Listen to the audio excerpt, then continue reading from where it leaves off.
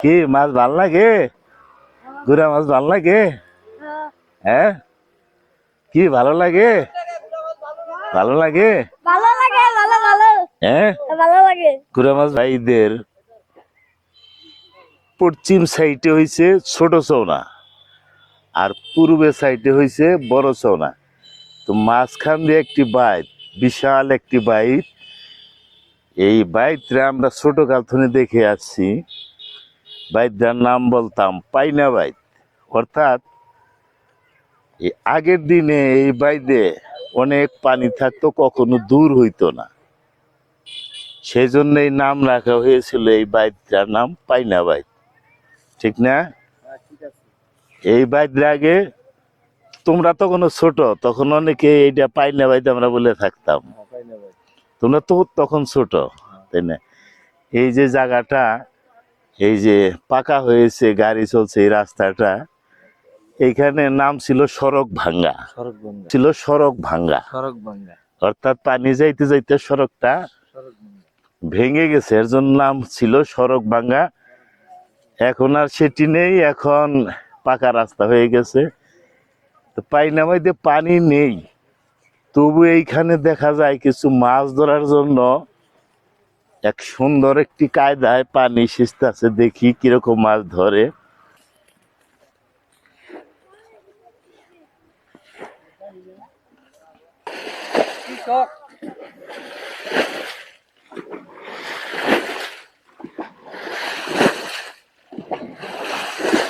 অভিনব কায়দায় পানি সিস্তেছে।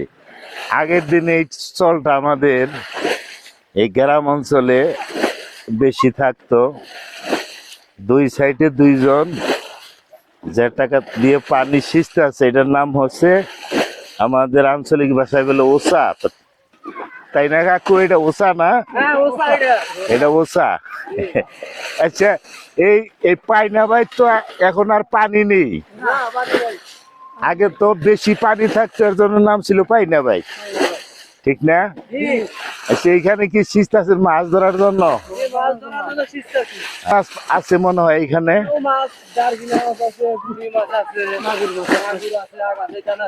অর্থাৎ ছোটখাটো মাছ, তাই না? বেশি বড় মাছ হয়তো হবে না। আসলে এই পাহাড়ি অঞ্চলে আগে এই জায়গাটা ছোটকালে অনেক মাছ ধরতাম এই দিনে, কিন্তু এখন কিন্তু সেটি নেই। এখন কিন্তু সেটি নেই। তারপরেও একটি মানে আমরা যেটাকে বলি পাগার, ভাইদের কাছে একটি পাগার আছে। এই পাগারে মাছ ধরার জন্য দেখি কি মাছ ধরছো, নিয়ে আস।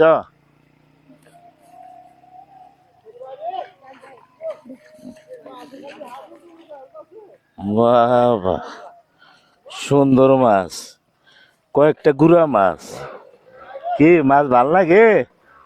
গুড়া মাছ ভাল লাগে? হ্যাঁ, কি ভালো লাগে? ভালো লাগে?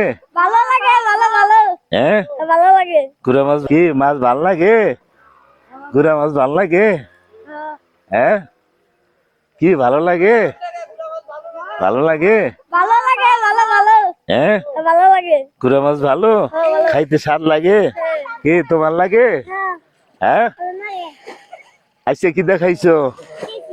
কি দিয়া? তরকারি? কিসের তরকারি? হ্যাঁ, এইখান থেকে মাছ মেরে নিলে বিকালে খাবা নাকি? বাহ বাহ।